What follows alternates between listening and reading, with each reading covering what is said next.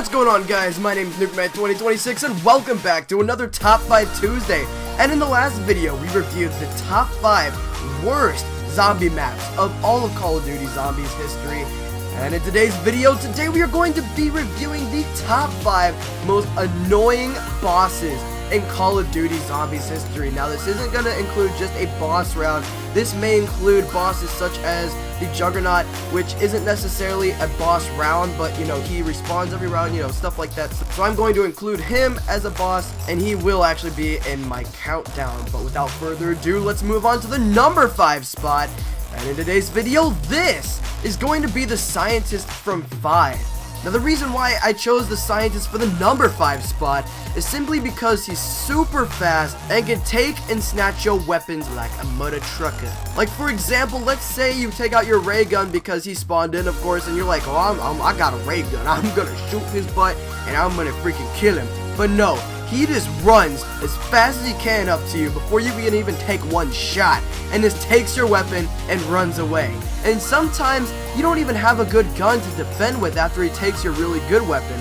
Like in this clip, all I had was my freaking RPG, and once he took my semi-good weapon, I only had an MP5, but once he took that, I was basically defenseless. It is just so annoying. He's running around like a little brat. It just takes forever if you're really slow and he's really fast and you can't juke him. It's just, what do you do then? You're just forced to quit, or I don't even know what you do. But that's why I think the Scientist deserves the number 5 spot. Let's move on to the number 4 spot. And in today's video, this is going to be the Panzer Soldat from Origins.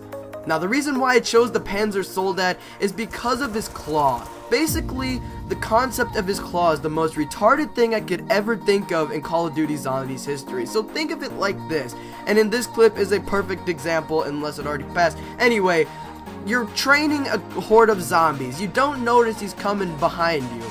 You know, you're just taking your time, just, you know, running around, killing zombies, and then his claw just comes and grabs you and pulls you into the horde of zombies. That is like an automatic suicide. And then I cannot stress you enough about when you're in multiplayer and then you're on like round 20 and like 8 of them spawn, or like 5 of them spawn. Even 5 is like really hard to deal with if you're playing with a bunch of sucky players or people who don't know how to get the stabs and you have to do all the work.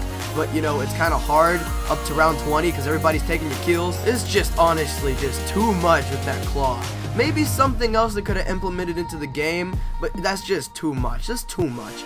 But anyways, guys, let's move on to our number 3 spot. And in today's video, this is going to be the witches from Barry. Now, guys, as you know, these witches are complete biatches, am I right? I mean, they are complete money whores. They literally take 2,000 points away from you.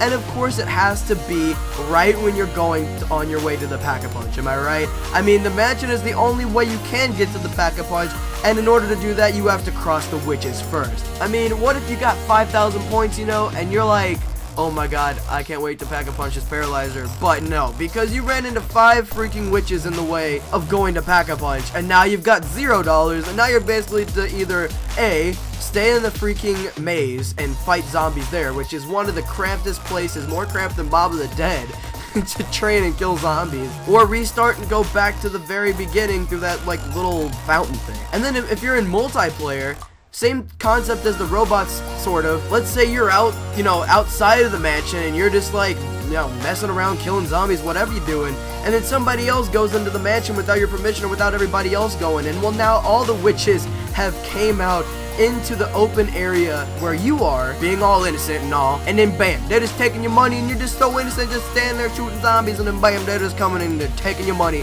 and then they kill you, because once you're out of money, then they start to kill you. That is an easy way to troll. Easy way to troll. But anyways, let's move on to our number 2 spot, and in today's video, this is going to be the Juggernaut from Moon. Now, the reason why I chose the Juggernaut from Moon is simply because the fact that if you spend so much time in no man's land down on Earth trying to get Juggernaut, and for me, it takes a few tries before I actually get Juggernaut. But then I get on the moon, and this evil person spawns and just grabs me and headbutts me, and I have to slowly watch my perk go away. I'm crying. I cry every time. But he doesn't care, because all he cares about is freaking killing you and taking your perks. Another non-benefit to this thing, like the reason why I chose him for the number 2 spot, is also because he respawns every round. It doesn't matter if you kill him or if you don't.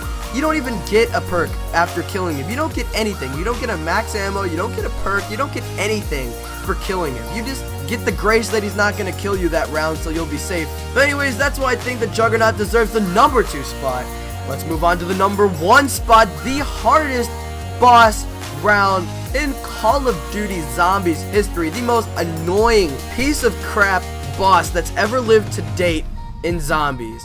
More like bosses. And in today's video, this spot belongs to the monkeys from Ascension. Now, boy, oh boy, these guys are so annoying.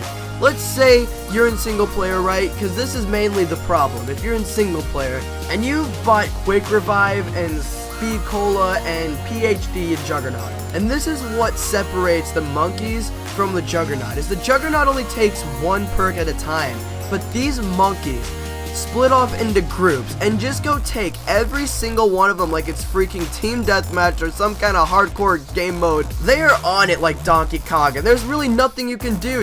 You're kind of forced to decide which perk do I need to go to, which one do I care more about, and obviously that's gonna be probably most likely Juggernaut. And even then, sometimes when you're not watching, watching your guard very carefully, they can sneak right past you and just jump on that machine. It's happened to me. It's happened to me tons of times. And then meanwhile, the zombies are taking away your PhD and your Speed Cola, and sometimes you don't have the money to recover all those perks that you just bought. So basically, the rule is on Ascension, buy 1 perk or be the most godly player you could ever be. But anyways, I hope you guys enjoyed today's top 5. I can't wait for next week. It is going to be a really exciting top 5. Hopefully you guys will take next week's advice and do it, because it's going to be really, really fun. But nonetheless, I hope you guys enjoyed the video, and if you did, please don't forget to drop that like, because it helps my channel out immensely, and I do appreciate every single like. And I don't tell my other subscribers this, but if you subscribe, I'll give you a cookie. I guess I'll see you guys in the next one. My name is NukeMan2026, and I'll see you guys in the next one.